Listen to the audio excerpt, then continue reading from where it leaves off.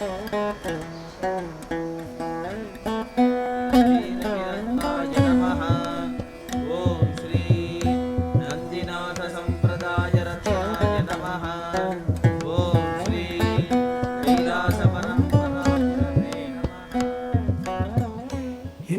in Thailand, a predominantly Buddhist nation, has been the subject of several articles in Hinduism Today magazine over the years. To many people's surprise, the country has a number of Hindu temples, including a large and ornate Ganesha shrine right in the middle of Bangkok's financial district. Our journalist asked several Thais why so many in the country worship regularly at Hindu temples. The common answer was, the worship of Buddha helps us in a purely spiritual way, whereas worshiping the Hindu gods helps in our daily life. My Gurudeva Savaya Subramaniaswami stressed this same idea. Among all the wonderful Hindu deities, Lord Ganesha is the closest to the material plane of consciousness, most easily contacted, and most able to assist us in our day-to-day life and concerns. Worship of Lord Ganesha leads the devotee most naturally to the other great gods. Lord Ganesha is a Mahadeva, a great god created by Lord Siva to assist souls in their evolution. He is the elephant-faced patron of art and science, the lord of obstacles and guardian of Dharma, the first son of Shiva. His will prevails as the force of righteousness, the embodiment of Shiva's karmic law in all three worlds. Many great saints and sages of Hinduism have had visions of Lord Ganesha and shared them with their devotees, thus strengthening their faith in the gods of Hinduism and expanding their understanding. In ancient times, Avayar, a Tamil mystic who had visions of Ganesha, shared her experiences in devotional poetry. In Vinayaga Ahaval she wrote, "Desiring to make me yours this instant, you like a mother have appeared before me and cut the delusion of unending births." In modern times, Gurudeva shared his mystical perspectives and experiences of Ganesha in a book called Loving Ganesha. There are a great many liberal Hindus and or Western-influenced Hindus who don't think of Ganesha as a real being. To them he is a symbol, a superstition, a way of explaining philosophy to children and the uneducated. But this has not been my experience of our loving Lord. I have seen him with mine own eye. He has come to me in visions several times and convinced my lower mind of his reality.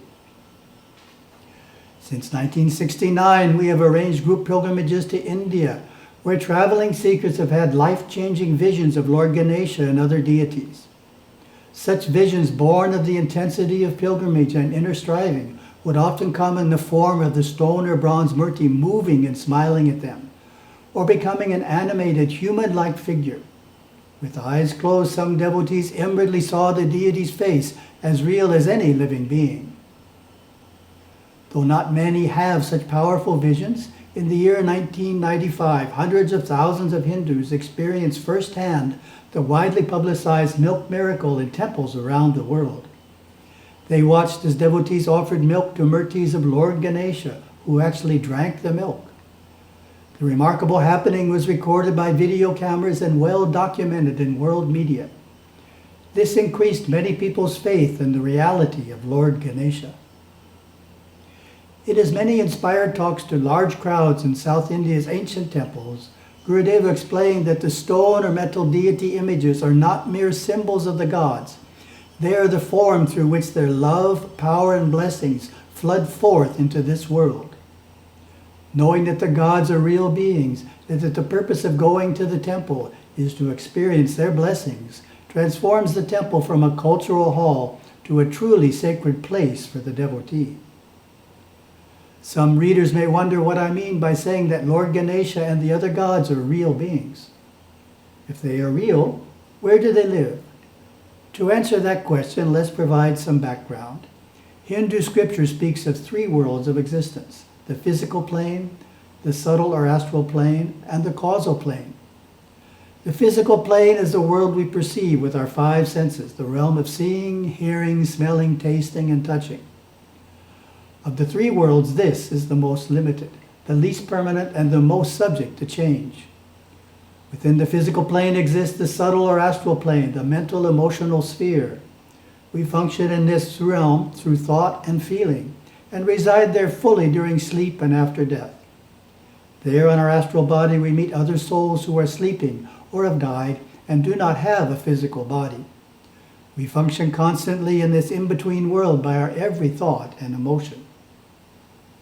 Deep within the astral plane exists the causal plane, the world of light and blessedness, the highest of heavenly regions, extolled in the scriptures of all faiths. This is a superconscious world where the gods and the highly evolved souls abide.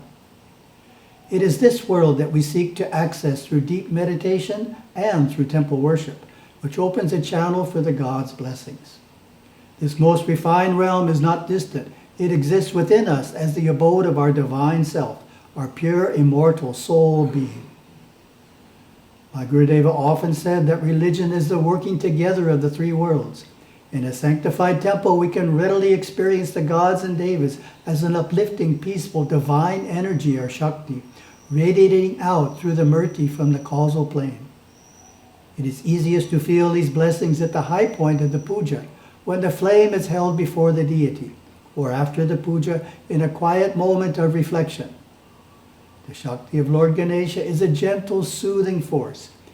Even a subtle encounter with the Lord of Obstacles has the power to bring us into the secure consciousness of the Muladhara chakra, the fourth center of memory where Ganesha resides. This blessing keeps us above the lower seven chakras, home of the base emotions such as jealousy, fear, and anger.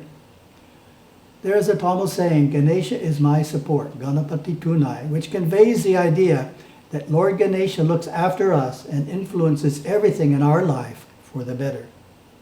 You can develop a close relationship with Lord Ganesha in which he feels like a good friend if you take the time to get to know him through bhakti yoga, the practice of devotional disciplines, worship, prayer, chanting, and singing with the aim of awakening love in the heart and opening yourself to the deity's grace.